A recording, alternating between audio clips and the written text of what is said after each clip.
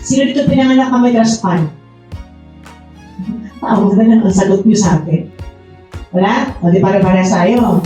May trust fund, ma'am? Sana. O yung iba kasi sa totoo lang pero bago mag-anak, may trust fund na yung mga anak. Ito yung born into wealth. So yung mga nauna sa kanila, nakagawa na ng generational wealth na pamamana sa mga angkan nila. Tayo wala. Ano gagawin natin? Uwi na tayo. Pwede. Gagawa tayo. Kung nagawa ng minuno nila, hindi nagawa ng minuno natin, pues tayo ang gagawa ngayon para sa next generation.